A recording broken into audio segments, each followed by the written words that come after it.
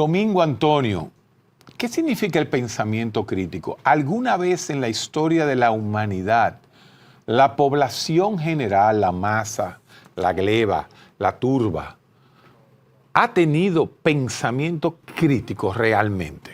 Bueno, yo pienso que sí. Y yo no sé tú, pero yo creo que el primer pensador crítico fue Diógenes. Diógenes, el de la Hipona. lámpara. Diógenes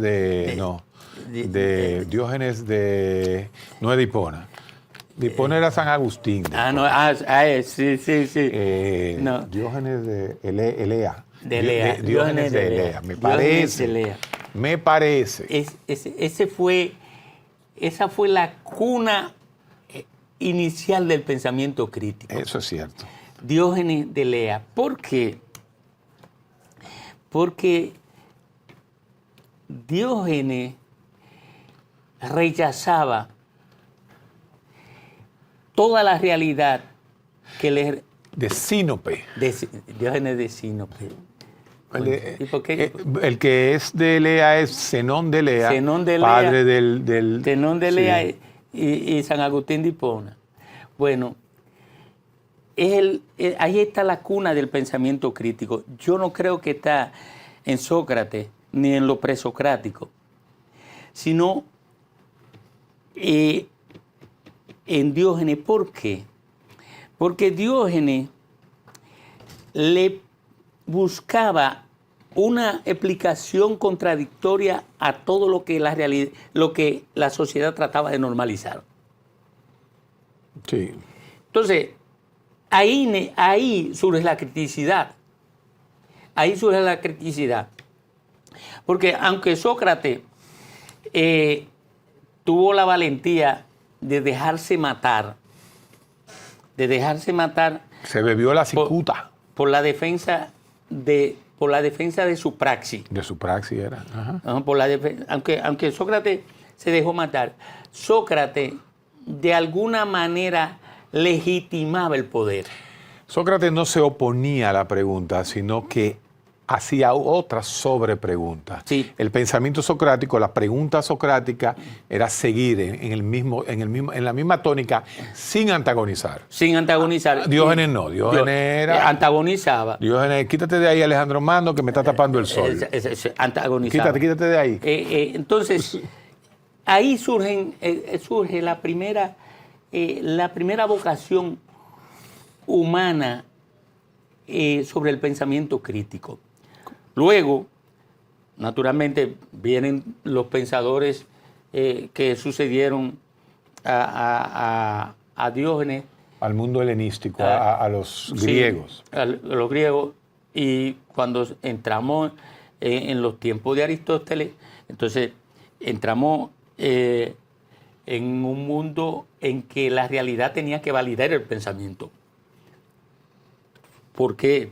Porque Sócrates, Aristóteles se dedicó inicialmente a entrar en contacto con la ciencia. O sea, aunque era un filósofo, él comenzó a buscarle explicación a las cuestiones menores de la realidad. ¿Entiendes? Sin dejar de pensar como filósofo.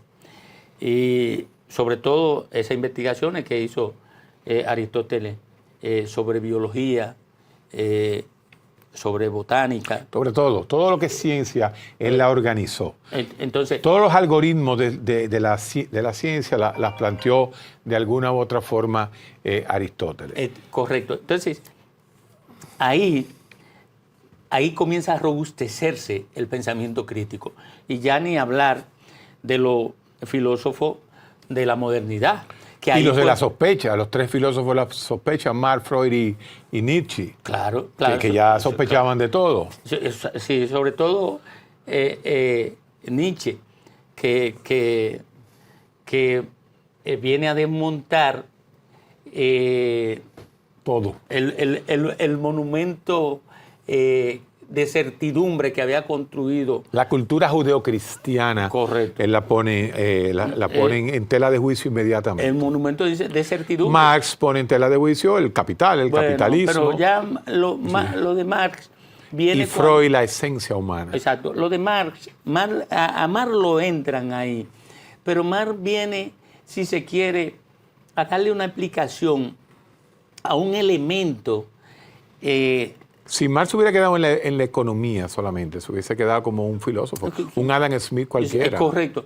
Porque lo que pasa es que Marx entra Engels fue el que... en una realidad en la el que lo punchó fue Engels. Engels fue el que lo punchó. Marx entra a una realidad, donde explica una realidad que viene a construir el crecimiento de la población. El pensamiento crítico. Bueno, no me teorice ya con Nietzsche ni con Marx. Venme al pensamiento. Entonces, existe en este momento de la historia de la humanidad, donde mayor información existe, donde el conocimiento está a tiro de una tecla. Oye, ¿cómo es que si el pensamiento está a tiro de una tecla, el pensamiento crítico ha desaparecido? Bueno, porque el pensamiento crítico va va desapareciendo para dejarle espacio al síndrome de irrelevancia del individuo.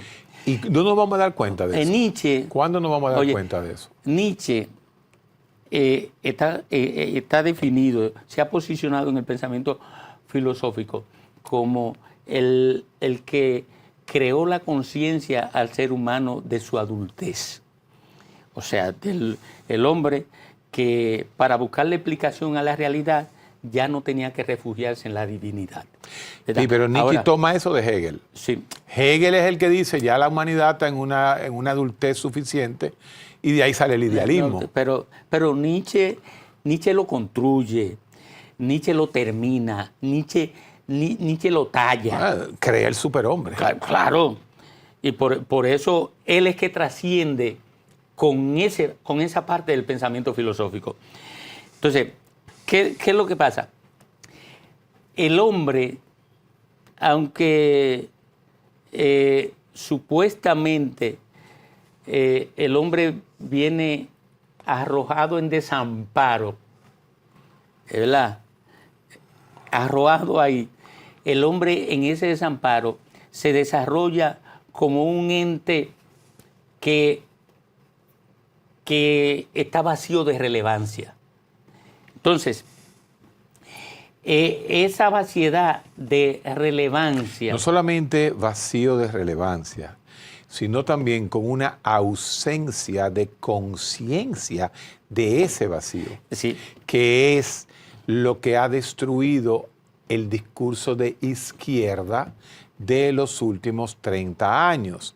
Ese libro que tú mencionas mucho de El pobre de derecha, de Sousa, ¿verdad? Lo que te está diciendo es, ¿en qué momento fue que el pobre dejó de entender, dejó de ver esa conciencia de clase de que la pobreza de él no es por él, sino por el otro, y en ese momento por el gobierno, por el Estado, por el establishment? O sea, ¿en qué momento, sin ser, fíjate qué interesante, lo que provoca que el hombre, el pobre de derecha, pierda su conciencia de clase, no fue ni un gobierno, ni un Estado, ni un sistema, fue el mercado, el comercio, el capitalismo en sí.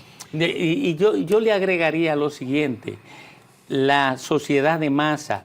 ¿Por qué? Porque hizo al hombre invisible en su contexto. Entonces, cuando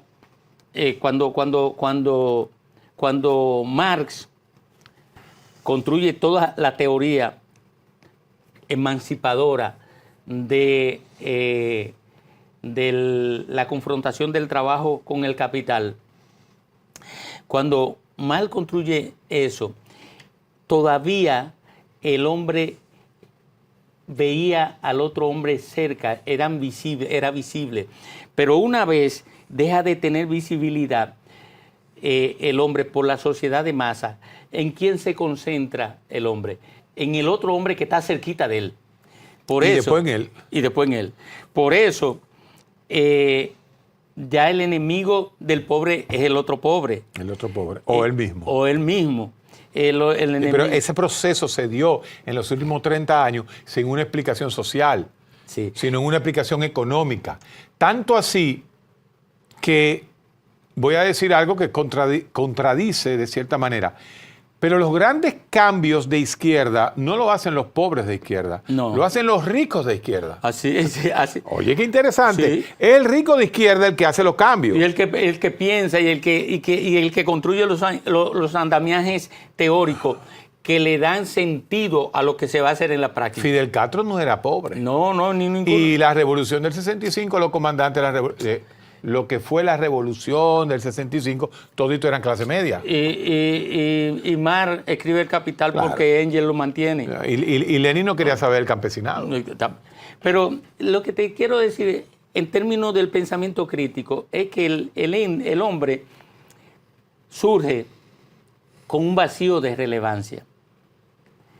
Surge con un vacío de relevancia. Y la búsqueda de relevancia lo hace distanciarse del nivel de criticidad hacia su entorno, que es donde se construye el pensamiento crítico.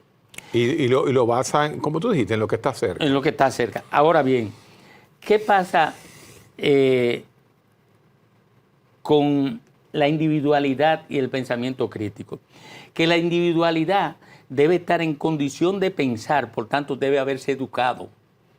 Y no hay educación. Y en República Dominicana hay un... Y el resto del mundo, ¿eh? En el resto del mundo latinoamericano más todavía. En el latinoamericano, con excepción de Argentina, que hay unos nichos ahí. Uruguay, Chile, Argentina, un chin, Ajá, un poquitín. Correcto. En ciertos bolsones en Brasil y en México. Entonces, aquí en República Dominicana, el gobierno es víctima de la ausencia del pensamiento crítico. Y por eso...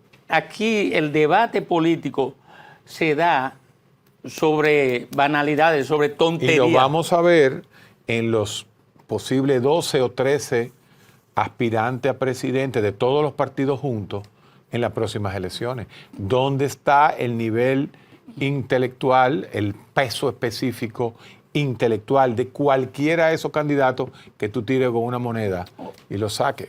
Pero te digo lo siguiente, Héctor. ¿Cuál es el debate político que se da aquí en República Dominicana? Tú no lo puedes identificar. No, no lo hay. No hay un debate político, no por hay. tanto, no hay pensamiento crítico. No hay pensamiento crítico y eso le beneficia a la oposición. ¿Tú sabes por qué? Porque quien está gobernando es el que tiene que darle respuesta práctica a la necesidad de la gente. Y la gente no tiene que pensar para identificar el déficit del gobierno.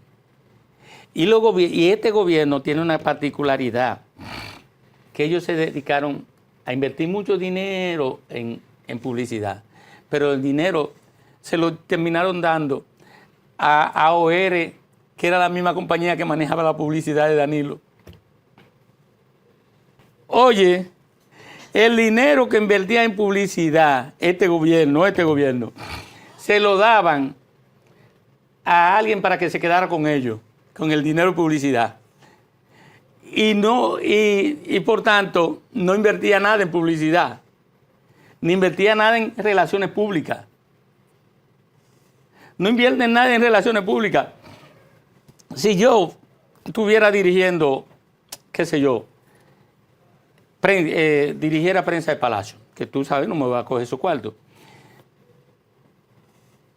Cada evento atmosférico se convierte en una oportunidad para proyectar las realizaciones del gobierno.